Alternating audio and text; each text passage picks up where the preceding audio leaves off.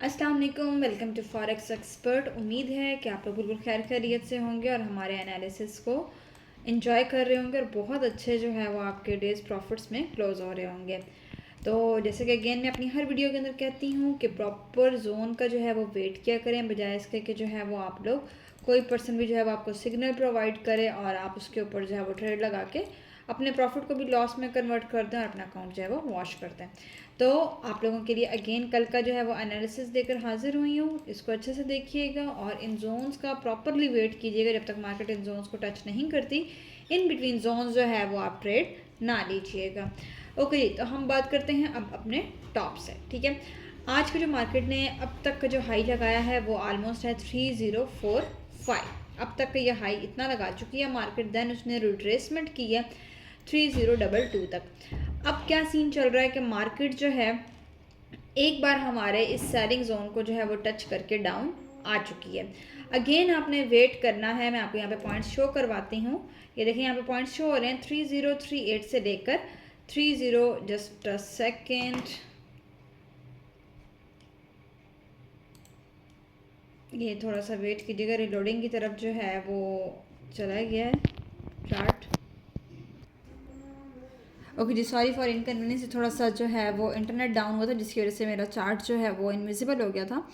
तो जी मैं आप लोगों से ये कह रही थी कि अब आपने क्या करना है, जो सेलिंग जोन है हमारा, ठीक है, मैं आपको उसके पॉइंट्स बताती हूँ जी। ये है हमारे पास 3038 से लेके 3041 तक।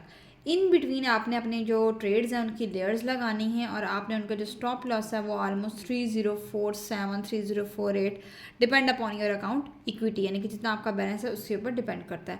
इतना आपने जो है वो स्टॉप लॉस रख लेना है, लाइक 70 to 100 पिप्स के दरमियान।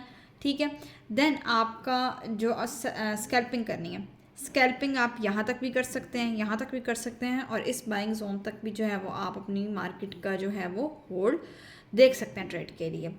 देन जी आते हैं इस जोन के ऊपर, जो बाइंग का जोन है। बाइंग जोन जो है वो हमारे पास बन रहा है 3016 से लेके 3021 तक। सेम ऐसे ही करना है। मार्केट ऐसे टैप करके जो है वो ज़रूरी नहीं है कि डायरेक्ट ऐसे टैप करके जो है वो नीचे आएगी, बल्कि मार्केट जो है वो क्या करती है, समटाइम्स जो है वो इन बिटवीन मूव करती रहती है। ठीक है, तो ये मैं अभी आपको दिखाती हूँ कि जैसे फॉर एग्जांपल अभी ये आ रही है मार्केट नीचे, हो सकता है मार्केट यहाँ तक आए, ठीक है, देन थोड़ी सी यहाँ तक मूव करे, फिर हो सकता है कि ये इधर आए, कुछ इस तरीके से मूव कर जाए, और देन हो सकता है कि मार्केट यहाँ से नीचे आके और फिर यहाँ से जो है वो अप जाए।